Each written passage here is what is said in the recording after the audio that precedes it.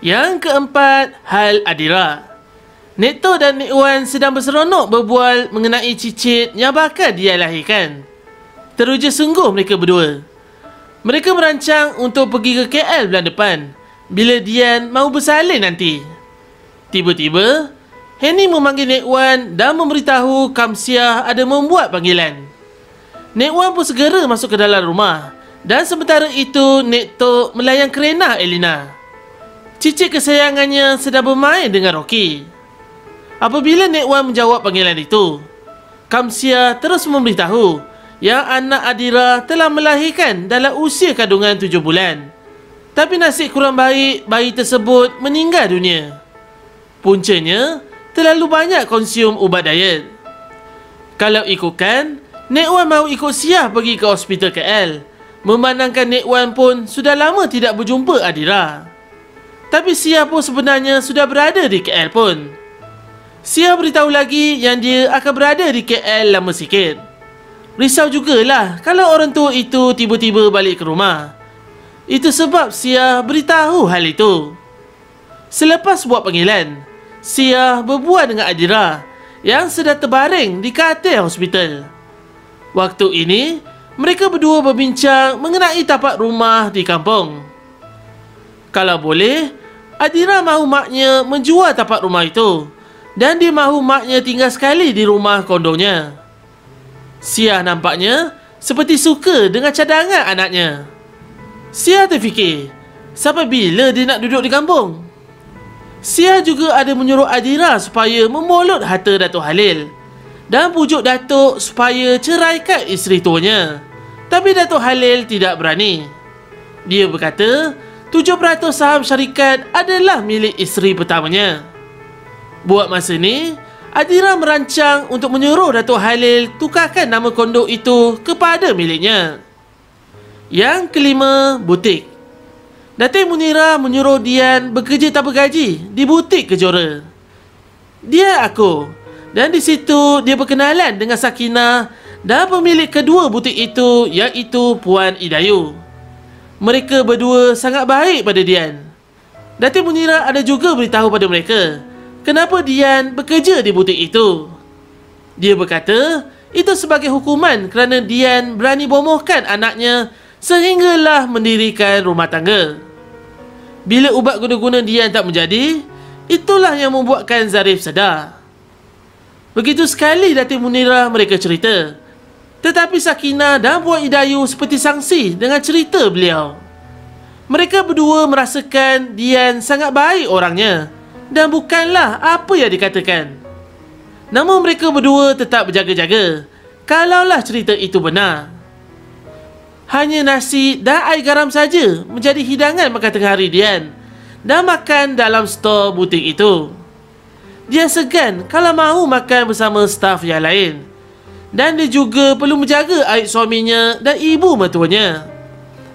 Waktu rehat itu, peluang dia mengisi tenaga untuk berhempas pulas bekerja dan ditambah pula kandungannya semakin membesar, membuatkan Dian cepat letih. Kalau ikutkan, boleh saja Dian membeli kicap.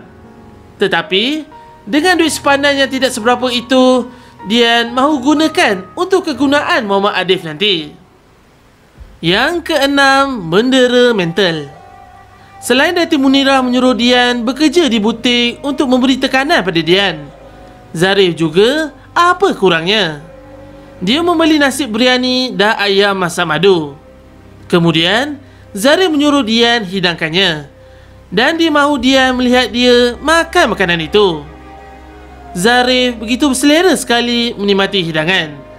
Dan dalam masa yang sama, dia sengaja membuat reaksi begitu supaya Dian terliuk. Mesti budak cacat dalam perut kau tu hari-hari makan nasi dengan air garam kan? Aku tahu kicap pun dah habis.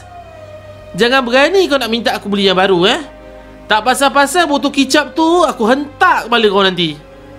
Begitu angkuh Zarif menutur kata. Tiba-tiba selepas itu, Dian seperti terdengar suara anaknya meluahkan perasaannya. Dalam hayal, dia mendengar. Ibu, kenapa ayah benci Adif? Ayah tak suka sebab Adif cacat ke ibu? Bukan Adif minta cacat macam ni, Ibu. Adif pun nak tengok dunia, Ibu. Tapi mata Adif buta. Ayah malu ke, Ibu? Ayah malu ke dapat anak macam Adif? Ibu, Adif nak rasa ayam tu. Sedap tengok ayam makan. Ayah, boleh tak bagi Adif sikit? Sikit je, Ayah. Adif nak rasa sangat. Dian bagaikan terdengar ritihan anaknya. Kepalanya sudah berpusing. Pandangannya makin kelam. Dan akhirnya Dian rebah ke bumi. Bila Dian sedar, dia masih ada di atas lantai itu. Zarif sama sekali tidak peduli pun dengan Dian. Tapi apapun sebenarnya, Dian sudah mengetahui niat Datin Munirah dan Zarif yang mahukan anak dalam kandungannya mati. Dian perlu tabah harungi hari mendatang. Datin Munirah meneruskan rancangannya dengan mengadakan parti di rumah Zarif. Kebetulan salah seorang ahli persatuan, iaitu Datin Latifah, akan berangkat ke New Zealand. Dan parti itu sebagai meraihkan hari terakhir beliau di Malaysia. Zarif pelik kenapa mamanya mahu buat parti di rumahnya. Dia tiada mood kerana baru saja bergaduh mulut dengan Zulkifli. Rupa-rupanya Datin Munirah sengaja adakan parti di rumah Zarif supaya boleh menyuruh Dian yang uruskannya. Datin Munirah ada singgah di butik dan melihat muka Dian pucat. Dan itu merupakan peluang yang baik untuk membiarkan Dian tidak berehat langsung, bekerja dari siang hingga ke malam. Harap Dian makin tertekan dibuatnya. Dan manalah tahu Dian terberanak pada masa itu juga. Zarif memahami rancangan mamanya dan dia pun menjemput Azura dan Rahman datang ke parti itu. Apabila Dian balik ke rumah, Dian dikerah dengan banyak kerja. Tapi sebelum itu, Dian mahu masak nasi, tapi dilarang oleh Datin Munirah. Datin Munirah menunjukkan kerak nasi dalam periuk itu, dan nasi kerak itu ditonyoh-tonyoh ke mulut Dian. Habis comot muka Dian. Air mata Dian tidak henti-henti mengalir. Datin Munirah memberi amaran bahawa jangan sesekali mengambil makanan di kemah. Kalau tidak, habis Dian dikerjakan nanti. Apabila Rahman dan Azura sampai, masing-masing pun kerjasama untuk menyakiti hati Dian. Rahman berkata yang Dian selayaknya jadi orang gaji dan perempuan sepadan dia. Dalam masa yang sama juga, dia membandingkan Dian dan Azura. Tanpa disangka, dia simbah air dalam gelas ke arah Rahman. Habis basah lencun dibuatnya. Dian berkata, jangan sesekali pemainkan maruahnya. Habis semua tetamu memandang ke arah mereka berdua. Rahman pula mereka-reka cerita. Dasar betina gatal. Dah syarat macam tu pun ada hati nak goda aku.